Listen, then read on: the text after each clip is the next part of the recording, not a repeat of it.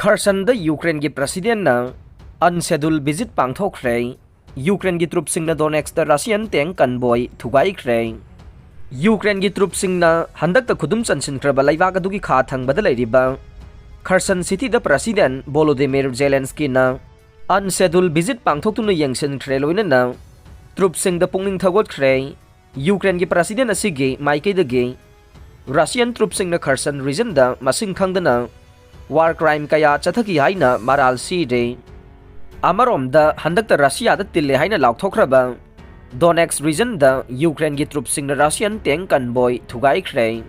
Ukraine gi air force na Dnipro turel torban da Russia gi troops sing adu da landa duna khusu khulai amasung equipment kaya Thugaikhre. Hauzik phawba da Ukraine gi troops sing na Kherson region da Russia gi tank nifu amasung armor vehicle tare Thugaikhre haiba chapchana confirm taukhre.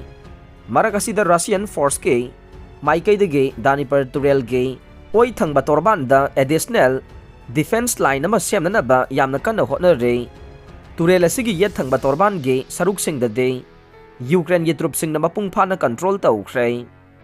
Amarom the Ukraine ge president Volodymyr Zelensky na unscheduled visit oina handak ta Russia ge troops sing handokhraba matung Ukraine gi troops sing na occupy taukraba Kherson city da ngarang ningthau ka ba numita khongsat pangthokre.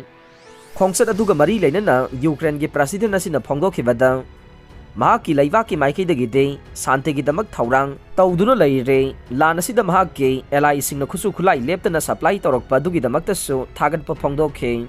Haujiksu Ukraine gi troops sing na Kherson city da sangsin ba matam da mafam aduda lairamba miyamna troops sing adubu taramna okpagi thawong sing chathaba leptre.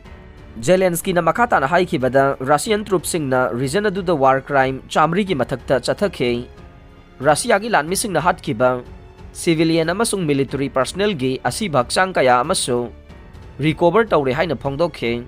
Kherson region ase ningtamba phanglabasu haujik yamna khudong thiningai oire mine kaya amasu leire mine sengdokna bahona bada troop kaya asiana yaure marabaduna Kherson da leiriba singna haujik asi yamna sectioningai oire.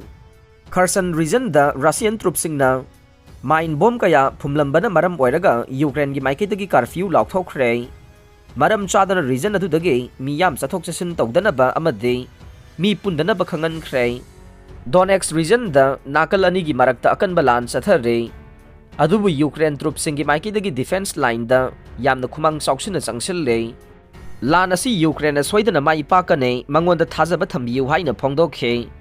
Marak asi Russia gi maiki dagi phongdokhe bada hauki ba sagwal sel numitta Dnipro turel gi nongsup thangba torban dagi force withdraw tawkhiba si region adu da laidiba makhoi gi troops sing da khusukhulai amasung polam kaya supply tawba ngamlakta badagi ne masina maram oiraga west bank tage handok oi thangba torban do oina defense line semna ba thabak paikhat pa haukiba ne.